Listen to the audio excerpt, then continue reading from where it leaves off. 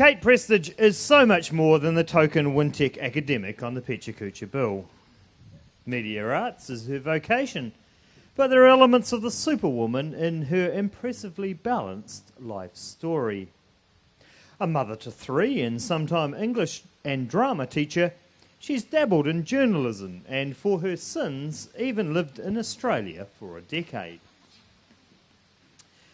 The recent reports concerning performance-enhancing drugs coming out of that supposedly lucky country go a ways to explaining Miss Prestidge's confessed reliance on mother's little helpers to get her through the day. It also betrays an excellent knowledge of old Rolling Stones songs. Cate Prestidge.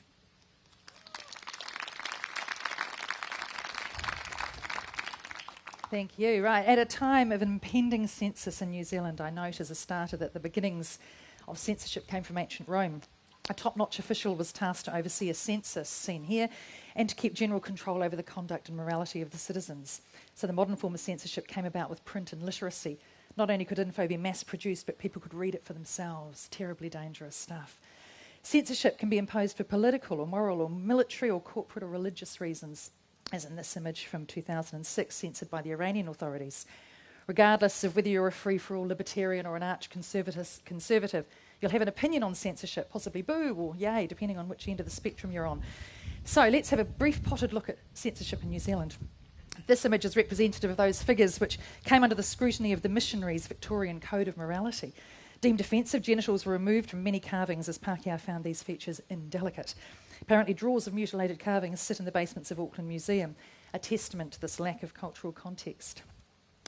A number of acts were passed between here and the early 1900s, including the Offensive Publications Act, which saw booksellers and art dealers' premises searched to rootle out the filth. In 1908, Whitcomb and Toombs were prosecuted for selling the saucy novels of Victoria Cross, and in response took themselves to court, arguing that under these terms Shakespeare's Venus and Adonis was also indecent. The case was thrown out, but the point was made, and the act was amended. Some protection for art in the new act didn't stop this painting from being declared indecent in 1917. As one of the first reclining Venus works ever painted, it has accorded great historical significance. But no doubt it was something to do with her glorious recumbency and the placement of her hand. Films were popping up all over the place, causing a stir. Then in 1926 we had a genuine banning of Jean Devaney's The Butcher's Shop. Set on a tie-happy farm, the socialist leanings of its author and its frank portrayal of tough farming life and domestic passions could not be borne. A reviewer said, "It's not a great novel, it's not even a good novel. In fact, in some respects, it's an inconceivably bad novel, but it shouldn't be banned." Devaney got a 5-book contract.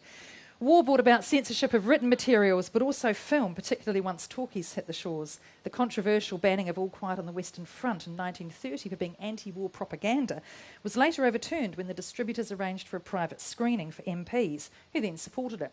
A few cuts were made and it passed on appeal.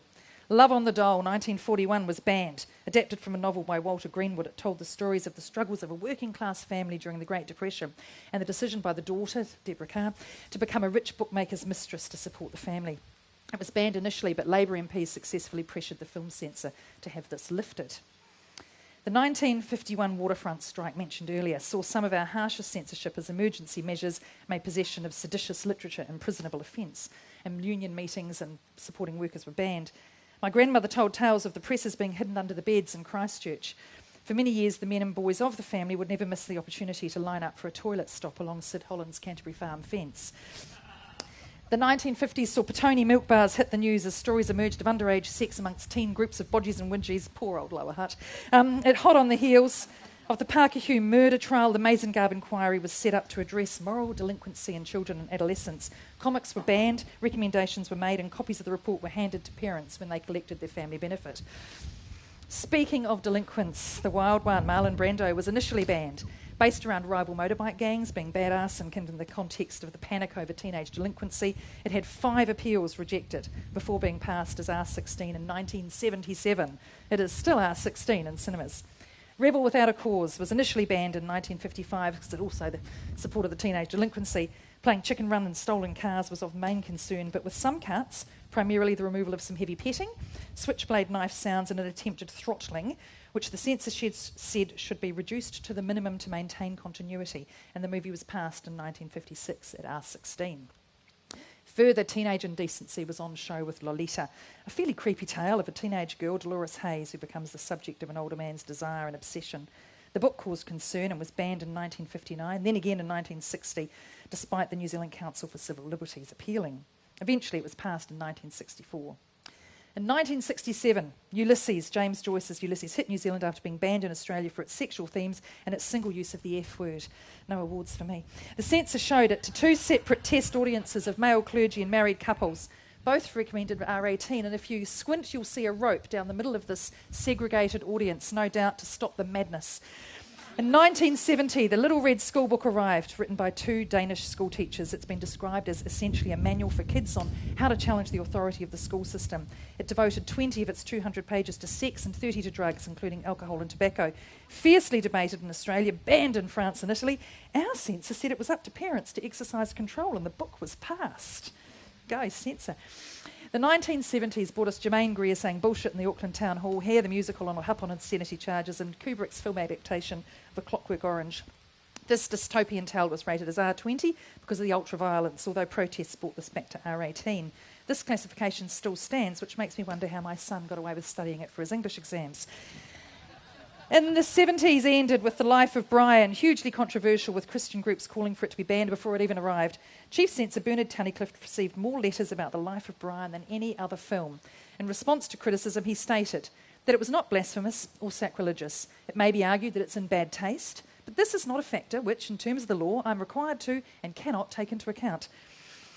The 80s brought us the VCR and all manner of new entertainments. Adult videos in particular started coming into the country.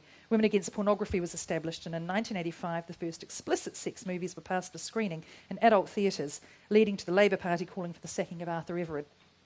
By the end of the decade they'd sorted out classifications. Manhunt 2003 became the first game banned in New Zealand due to its extreme violence, so technological advances in console gaming.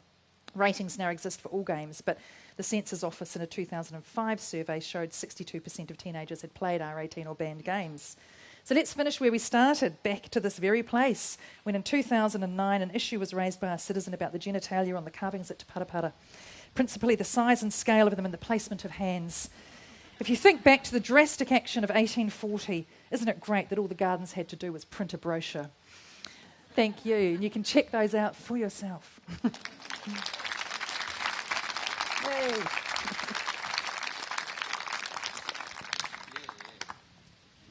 Gosh, what a pathetic society we were. Still are, probably.